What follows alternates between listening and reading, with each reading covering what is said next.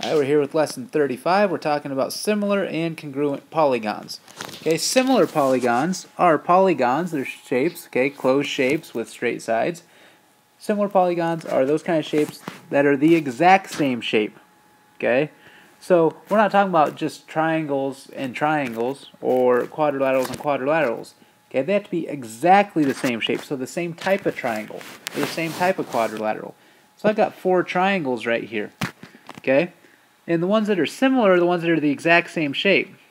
Well, it's pretty easy to look at these first two, and those look like the exact same shape. They're not the same size, but that's okay. They're the exact same shape, so these two are similar to each other. Okay, this third one, if we turned it, okay, and rotated it that way, so it was facing with the long side on the bottom, then it would be the same shape as these ones. So these 3 are all similar. But then look at this one here, this right triangle.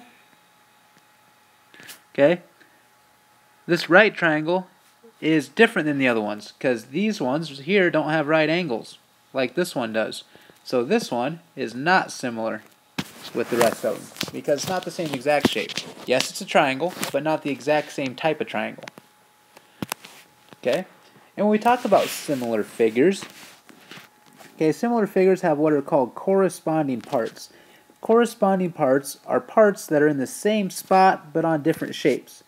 Okay, so to show you what corresponding means, we're going to look at these first 2 triangles. And I'm going to name them triangle A, B, C, and triangle D, E, F. Okay, and corresponding parts are parts that are in the same spot on different shapes. So we can talk about corresponding angles. So let's say I'm looking at angle A right here from this triangle. Okay. Angle A is corresponding to which angle from the other side, meaning it's in the same spot on this triangle. Well, angle A here is in the lower left-hand corner, so the one that matches up with is angle D. Okay, they're corresponding with each other, they're in the same spot. If I look at angle B on this triangle, that's the top angle, so that is corresponding with angle E. Which means that angle C is corresponding with angle F. They're in the same spot. Alright, we can also talk about the sides of shapes. So let's look at side AB. Okay, side AB is the left side over here on this triangle. So it's corresponding with the left side here. That's side DE. It's in the same spot, just on different shapes. Okay, the right side here, side BC. That corresponds with the right side on this triangle, side EF. And then the bottom side, side AC, corresponds with the bottom side on the other triangle, DF. Again, this works with similar figures, okay? Similar figures have corresponding shapes, or corresponding parts. Angles or sides that are in the same spot, just on the other shape, okay? And the last thing you know about similar figures is the symbol, okay? This symbol right here, this squiggly line, this means is similar to.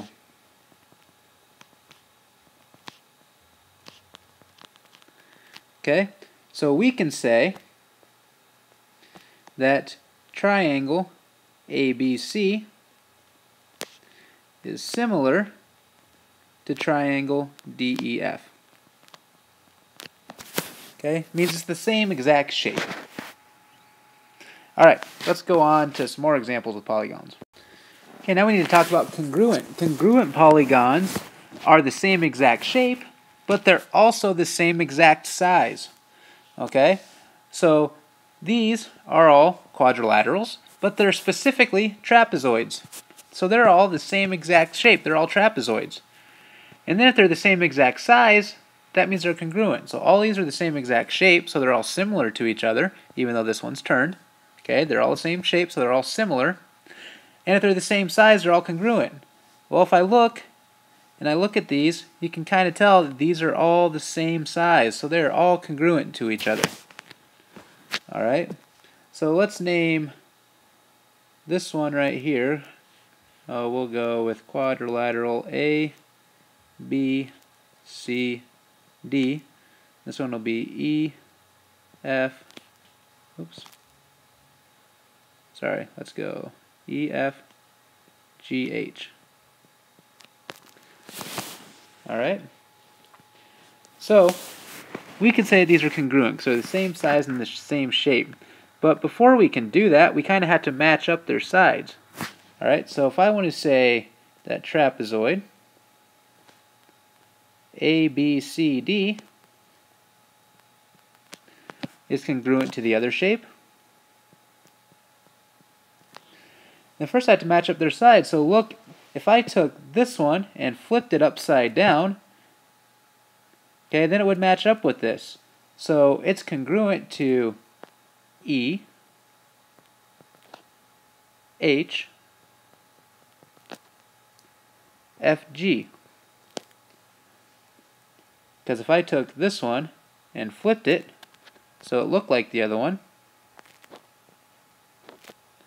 then E would be here, H would be here, G would be here, and F would be there. So A, B, C, D is congruent to E, H, F, G. Because we put their angles in order. Alright? Well, the sign for congruent is a little equal sign with that squiggly line we use for similar above it. So this means is congruent to, meaning same size and same shape. So we can say trapezoid ABCD is congruent to trapezoid EHFG. Okay? And if they're the same exact size and same exact shape, then that means all their corresponding sides are equal, they're all the same length, and all their corresponding angles have to be equal to each other. Okay, so angle A has to be equal to angle E. And angle angle B has to be equal to angle H. And so on and so forth. Side AB has to be the same as side EH. They have to be the same length because they're the exact same size and the exact same shape. Alright, let's keep on going on. Okay, so now we're on to objective 1, which is to determine whether figures are similar. Okay? Now, two polygons are similar if these two things are true. I mean, their corresponding angles, okay, the angles that are in the same spot on the different shapes, are congruent. And the corresponding sides are proportional.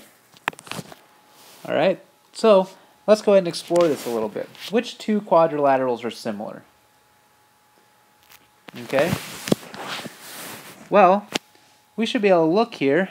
Similar means they have to be the exact same shape, first of all. Okay?